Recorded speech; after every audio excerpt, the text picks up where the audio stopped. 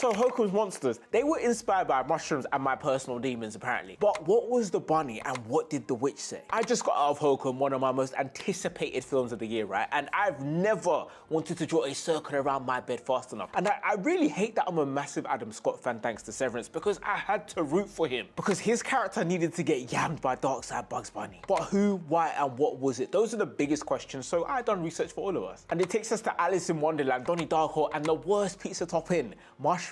I'm Markndrew, if you're new here at Overanalyze TV, and make it digestible, so feel free to follow along. So when Ohm gets to the retreat, right, we hear this old man telling folklore stories, and he mentions mischievous spirits to these kids who literally can't even spell their names. They're like 5. Then when we're in the forest with Jerry, he tells us that by drinking this mystery mushroom gloop, and we know I love a mystery mushroom gloop, they can see things from the spirit realm, right? Which I think is an amazing trope, to drink something and then see what wasn't possible. Now, Albie, who's our tow staff, lets us know that one time while on shift, he saw a witch, and in interviews, David McCarthy has said that that witch was inspired by Irish folklore, specifically mushrooms. So he told Collada that her design layers, from her hair to the color of her skin to every texture about her, mushrooms, okay? Because the film does center on this really bad collective mushroom trip. Ohm just burns Albie because Ohm's horrible. But because of this, Albie basically slips a Mario 1-up into Ohm's drink, right? And once Ohm ends up in the hospital, he starts seeing the spirit realm. That is why his mum is there after he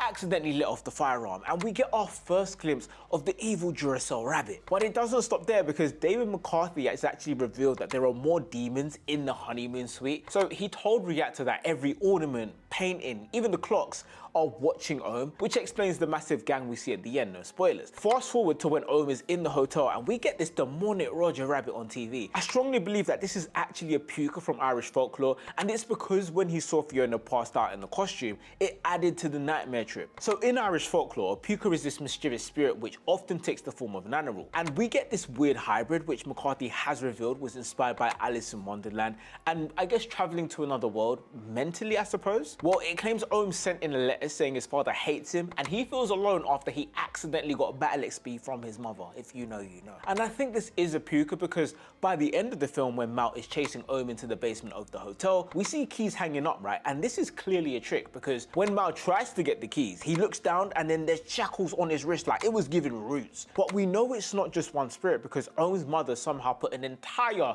Halford's saw in his pocket, which was insane, but we move. So the rabbit we saw was a puker known for its mischief. But what did the witch say when she walked past Ohm? So McCarthy has revealed that the witch says the devil is waiting for you. And then to Mal, he says, oh, you're the father. Because remember, Fiona was pregnant and left in the dumbwaiter. Guys, if you saw Hokum, what did you make of it? And how terrifying was sleep deprived Judy Hopps?